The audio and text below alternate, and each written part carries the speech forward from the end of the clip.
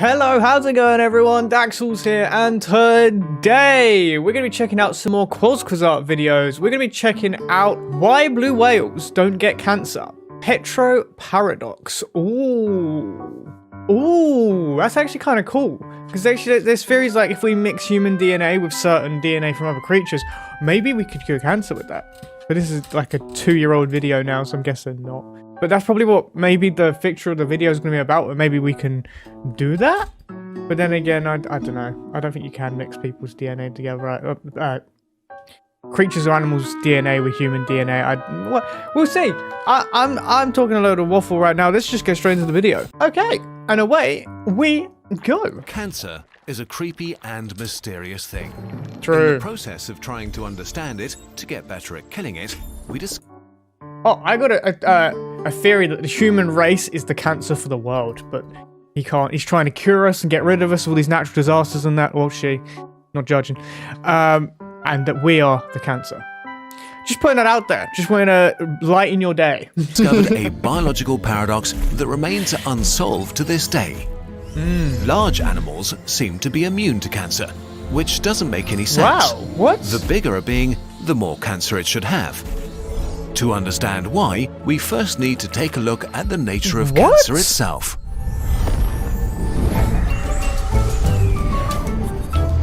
She's telling me like animals like elephants are just balling about, Our cells not are worrying about protein cancer? robots made out of hundreds of millions of parts.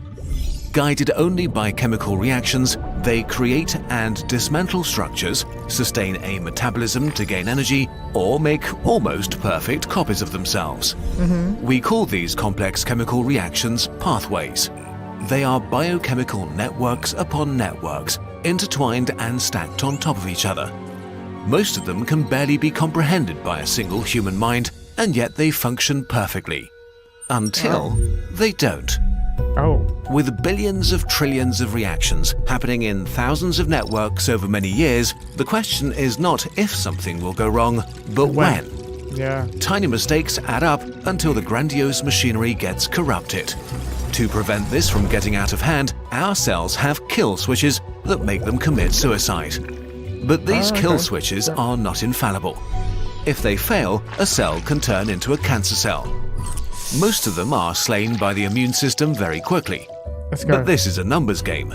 Given enough time, a cell will accrue enough mistakes, slip by unnoticed, and begin making more of itself. Oh no. All animals have to deal with this problem. Oh, okay. In general, the cells of different animals are the same size. The cells of a mouse aren't smaller than yours. It just has fewer cells in total and a shorter lifespan. Oh, less. Fewer cells and a short life means a lower chance of things going wrong or cells mutating. Or at least it should mean that.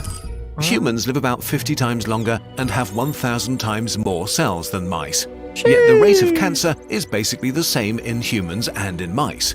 Oh wow, Even weirder, blue whales with about 3,000 times more cells than humans don't seem to get cancer at all, really. That's crazy. This is Peto's paradox, the baffling realization that large animals have much, much less cancer than they should. Scientists think there are two main ways of explaining the paradox: evolution and hypertumours. Solution 1, evolve or become a blob of cancer. As multicellular beings developed 600 million years ago, animals became bigger and bigger, which added more and more cells, and hence more and more chances that cells could be corrupted. So the collective had to invest in better and better cancer defenses. The ones that did not died out. But cancer doesn't just happen, it's a process that involves many individual mistakes and mutations in several specific genes within the same cell. These genes are called proto-oncogenes, and when they mutate, it's bad news. I was saying that 5 times faster. For example, with the right mutation, a cell will lose its ability to kill itself. Another mutation, and it will develop the ability to hide. Another, and it will send out calls for resources. Another one, and it will multiply quickly. These oncogenes have an antagonist though, tumor suppressor genes. They prevent these critical mutations from happening or order the cell to kill itself if they decide it's beyond repair. It turns out that large animals have an increased number of them. Because of this, elephant cells require more mutations than mice cells to develop a tumor. They are not immune, but more resilient. This adaptation probably comes with a cost in some form, but researchers still aren't sure what it is. I love the Maybe game tumour analogy. suppressors make elephants age quicker later in life, or slow down how quickly injuries heal. We don't know yet. But the solution to the paradox... Could that happen with humans? Like, if cancer becomes too much of a problem for humans over evolutionary time, would we become more resilient with these cells? Could we have these? Could we take them from the bigger animals and start putting them in these cells, these helpful cells, and start putting them in humans to stop the cancer? Or is it just not probable? may actually be something different. Hypertumours.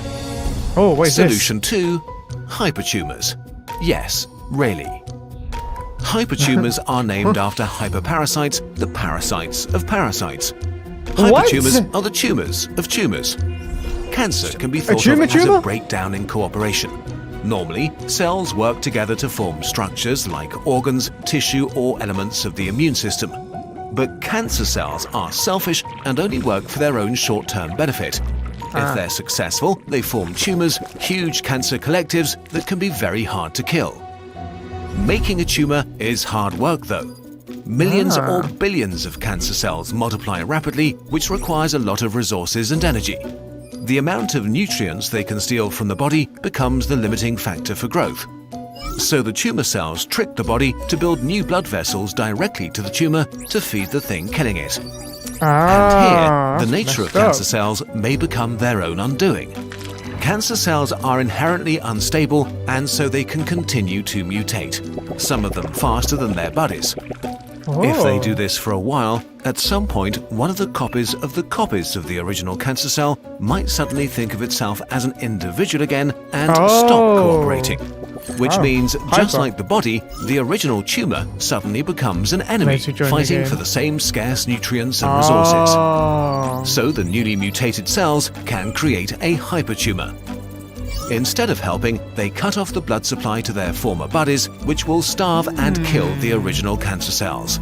Cancer is killing cancer. This process can repeat over and over, and this may prevent cancer from becoming a problem for a large organism. Oh, really? It is possible that large animals have more of these hypertumours than we realise. They might just not become big enough to notice. Which makes sense. A 2-gram tumour is 10% of a mouse's body weight, while it's less than 0.0002% of a human, and 0.000002% of a blue whale. All three tumours require the same number of cell divisions and have the same number of cells. So an old blue whale might be filled with tiny cancers and just not care. There are other proposed solutions to Peto's paradox, such as different metabolic rates or different cellular architecture. But right now we just don't know. Scientists are working on the problem. Figuring out how large animals are so resilient to one of the most deadly diseases we know could open the path to new therapies and treatments. Cancer has always been a challenge. Today, we are finally beginning to understand it, and by doing so, one day, we might finally overcome it. Hell yeah. This video was sponsored by you. If you want to help us make more, you can do so by supporting us on Patreon or getting one of the beautiful things we've made, like our Space Explorer notebook with infographic pages and unique grids to inspire your creativity, or an infographic poster bundle, or the very comfy Kurzgesagt hoodie. Or, if you missed it the first time, the second run of our gratitude journal. We put a lot of time and love into our merch because, just like with our videos, we only want to put things into the world that we feel good about. Kurzgesagt is a project that, by rights, shouldn't really work.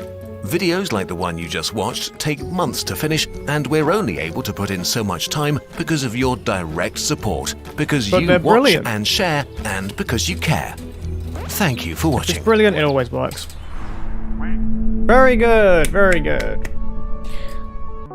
It's crazy to think how far we gotta go to get rid of cancer, and we might never actually get rid of it, but then again we might evolve and then get rid of it. Maybe one day science will finally get rid of cancer and we'll conquer cancer, or we'll just evolve out of it.